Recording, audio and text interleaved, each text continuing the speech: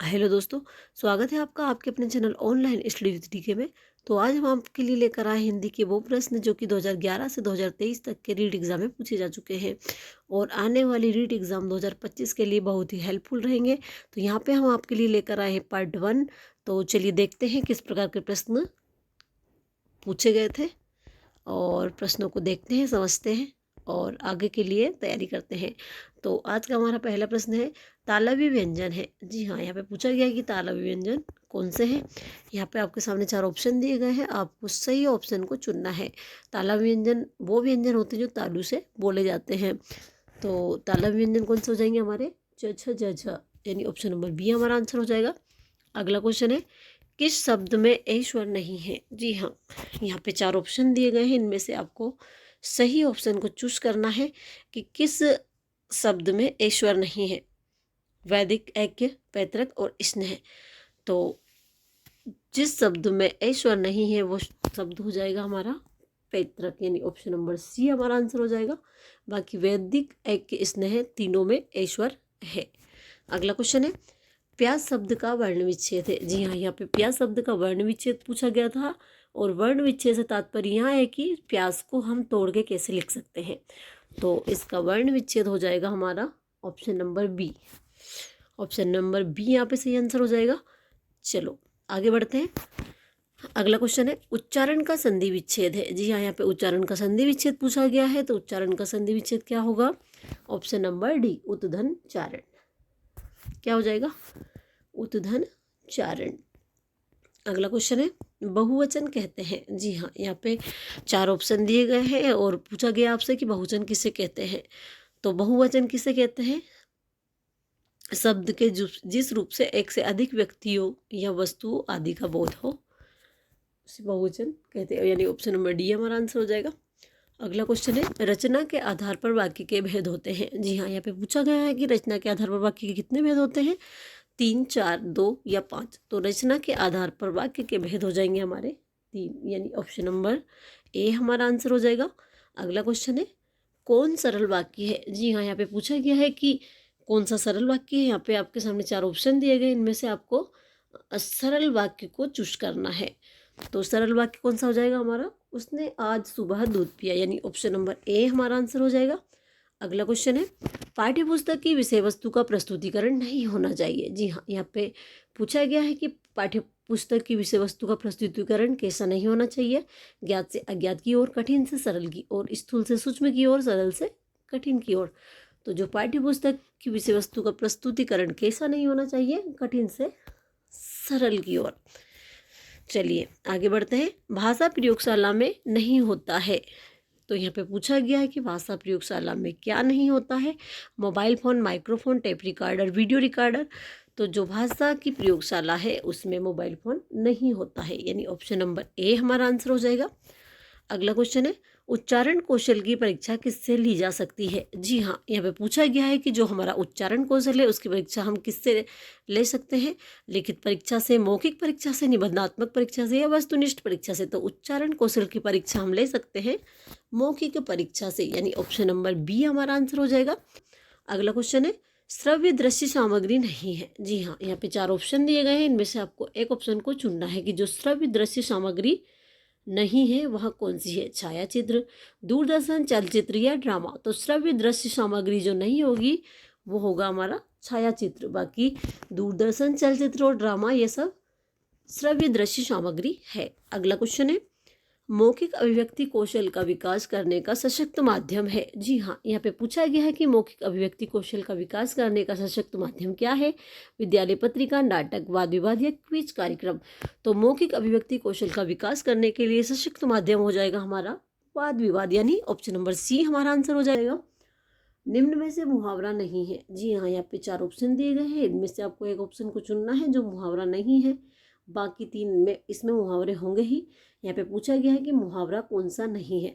तो इसमें मुहावरा नहीं होगा, जो हमारा होगा अंत भला तो सब भला, यानी ऑप्शन नंबर सी हमारा आंसर हो जाएगा।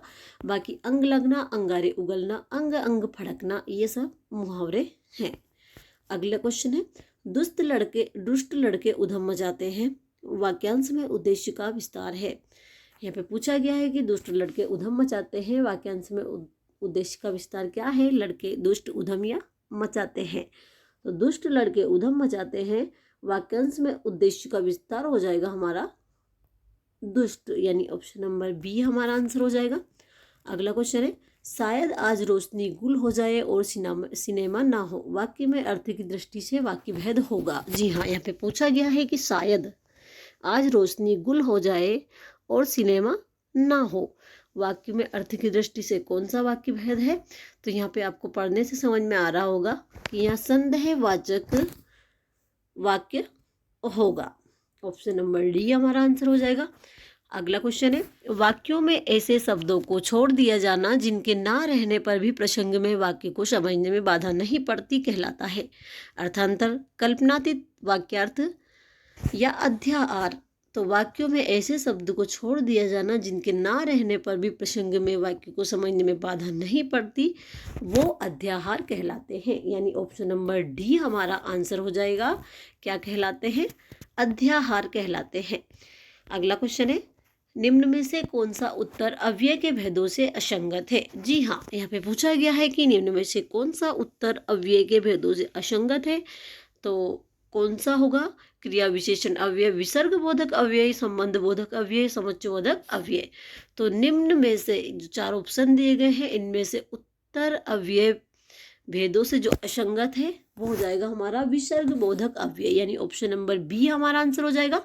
अगला क्वेश्चन है, मुहावरे के प्रयोग से बने वाक्य का सही विकल्प चुनिए। जी हाँ, यहाँ पे पूछा गया है कि जिसमें मुहावरे का प्रयोग किया गया है वो वाक्य आपको चुनना है। तो यहाँ पे हमारा राइट आंसर हो जाएगा, दोनों भाई खेत के स्वामित्व के लिए लाल पीले हो रहे थे। इसमें मुहावरे का प्रयोग किया गया है, यानी ऑप्शन नंबर सी हमारा आंसर हो जाएगा। अगला क्वेश्चन है, हिंदी भाषा में वाक्य के कितने अंग होते हैं? जी हाँ, यहाँ पे हिंदी भाषा में वाक्य के अंग पूछे हैं। तो हिंदी भाषा में वाक्य के अंग होते हैं हमारे दो, पहला उद्देश्य और दूसरा विधेय। अगला क्वेश्चन है, खुद श्रीमान बैगन खाए औरों को परहेज बताए, लोकोक्ति का सही अर्थ है? जी हाँ, यहाँ पे पूछा गया है कि खुद श्रीमान बैगन खाए और औरों को परहेज बताए, इस लोकोक्ति का सही अर्थ क्या है? तो इस लोकोक्ति का सही अर्थ हो जाएगा हमारा केवल दूसरों को सलाह देना लेकिन उसे व्यवहार में ना लाना, यानी ऑप्शन नंबर डी हमारा राइट आंसर हो जाएगा। बाकी जो तीनों ऑप्शन है उनका यहाँ पर कोई मतलब नहीं है। अगला क्वेश्चन है, परोपकार में किस संधि का प्रयोग हुआ है? यहाँ पे परोपकार में संधि पूछी गई है, तो परोपकार का संधि विच्छेद करेंगे हम, तो परोपकार कैसे टूटेगा? पर धन उपकार, यानी इसमें संधि हो जाएगी हमारी गुण संधि। ऑप्शन नंबर बी हमारा आंसर हो जाएगा। अगला क्वेश्चन है, मुझे विश्वास है कि उन्हें किसी अन्य बंदी से नहीं मिलने दिया जाता है, उक्त वाक्य है। मतलब यहाँ किस प्रकार का वाक्य है यहाँ पे पूछा गया है। तो मुझे विश्वास है कि, यहाँ पे क्या हो गया? एक वाक्य हो गया, उन्हें किसी अन्य बंदी से नहीं मिलने दिया जाता था, यानी कि ये हमारा वाक्य हो जाएगा मिश्र वाक्य। ऑप्शन नंबर बी हमारा आंसर हो जाएगा। किंडरगार्टन शिक्षण विधि के संबंध में सत्य कथन है। जी हाँ, यहाँ पे किंडरगार्टन शिक्षण विधि के संबंध में सत्य कथन पूछा गया है। तो यहाँ पे किंडरगार्टन शिक्षण विधि के संबंध में जो सत्य कथन है वहाँ है हमारा ऑप्शन नंबर डी, भाषा के व्याकरण एवं साहित्य की शिक्षा इस विधि के द्वारा नहीं दी जा सकती है। अगला क्वेश्चन है, बेसिक शिक्षा प्रणाली में भाषा की शिक्षा निम्नलिखित में से किस माध्यम से दी जा सकती है? तो बेसिक शिक्षा प्रणाली में भाषा की जो शिक्षा है वो सामाजिक पर्यावरण के माध्यम से दी जाती है, यानी ऑप्शन नंबर बी हमारा राइट आंसर हो जाएगा। अगला क्वेश्चन है, भाषा शिक्षण के संदर्भ में व्यक्तिक अनुदेशन प्रणाली की क्या सीमा है? यहाँ पे पूछा गया है कि भाषा शिक्षण के संदर्भ में व्यक्तिक अनुदेशन प्रणाली की क्या सीमा है? तो इसकी जो सीमा है वो हो जाएगी हमारी, यहाँ शिक्षण प्रणाली अधिक विद्यार्थियों वाली बड़ी कक्षा में अध्यापन के लिए उपयोगी नहीं है, यानी ऑप्शन नंबर डी हमारा आंसर हो जाएगा। अगला क्वेश्चन है, इनमें से कौन सा परिवीक्षित अध्ययन उपागम का सोपान नहीं है? जी हाँ, यहाँ पे पूछा गया कि इनमें से कौन सा परिवीक्षित अध्ययन उपागम का सोपान नहीं है, तो वहाँ हो जाएगा हमारा ऑप्शन नंबर डी, कलात्मक प्रायोजना। अगला क्वेश्चन है, सर्वप्रथम सरल तथा समान आकृति के वर्णों को लिखवाना प्रारंभ कराए। उल्लेखित बात किस स्तर के विद्यार्थियों हेतु कही गई है? प्राथमिक स्तर के, उच्च प्राथमिक स्तर के, माध्यमिक स्तर के या उच्च माध्यमिक स्तर के? तो सर्वप्रथम सरल तथा समान आकृति के वर्णों को लिखवाना प्रारंभ कराए, यहाँ प्राथमिक स्तर के विद्यार्थियों के लिए बात कही गई है, यानी ऑप्शन नंबर ए हमारा आंसर हो जाएगा। अगला क्वेश्चन है, विद्यालय शब्द में संधि है, स्वर संधि, व्यंजन संधि, विसर्ग संधि या इनमें से कोई नहीं? तो विद्यालय शब्द में कौन सी संधि है हमारी? स्वर संधि, यानी ऑप्शन नंबर बी हमारा आंसर हो जाएगा। और इसका विच्छेद हम करेंगे तो इसका विच्छेद क्या होगा? विद्याधन आलय, है ना। अगला क्वेश्चन है, पवन शब्द का संधि विच्छेद होगा। जी हाँ, यहाँ पे पवन शब्द का संधि विच्छेद पूछा गया है। चार ऑप्शन आपके सामने दिए गए हैं, इनमें से आपको सही ऑप्शन को चूज करना है जो पवन का संधि विच्छेद है। तो पवन का संधि विच्छेद हो जाएगा हमारा पो धन अन, यानी ऑप्शन नंबर बी हमारा आंसर हो जाएगा। अगला क्वेश्चन है, हिंदी में वचन होते हैं, तो हिंदी में कितने वचन होते हैं? 1, 2, 3 या अनगिनत? तो हिंदी में 2 वचन होते हैं, यानी ऑप्शन नंबर बी हमारा आंसर हो जाएगा। कौन कौन से होते हैं? एक वचन और बहुवचन। अगला क्वेश्चन है, आगरा का बहुवचन होगा। यहाँ पे पूछा गया है कि आगरा का बहुवचन क्या होगा। तो यहाँ पे आपके सामने 4 ऑप्शन दिए गए हैं, उनमें से आपको बताना है कि आगरा का बहुवचन क्या होगा। तो आगरा का बहुवचन नहीं होगा, क्योंकि यहाँ एक व्यक्तिवाचक संज्ञा है। अगला क्वेश्चन है, जिन शब्दों में प्रयोग के अनुसार कोई परिवर्तन नहीं होता है उन्हें कहा जाता है। जिन शब्दों में प्रयोग के अनुसार परिवर्तन नहीं होता उन्हें क्या कहा जाता है? पद, विकारी शब्द, अविकारी शब्द या पदबंध? तो जिन शब्दों में प्रयोग के अनुसार कोई परिवर्तन नहीं होता है उन्हें अविकारी शब्द कहा जाता है, यानी ऑप्शन नंबर सी हमारा आंसर हो जाएगा। अगला क्वेश्चन है, कौन शब्द तत्सम नहीं है? जी हाँ, यहाँ पे पूछा गया है कि कौन शब्द तत्सम नहीं है? प्रयुक्त, हिसाब, उपार्जन या द्राक्षा? तो जो हमारा तत्सम शब्द नहीं होगा वो हो जाएगा हमारा हिसाब, यानी ऑप्शन नंबर बी हमारा आंसर होगा।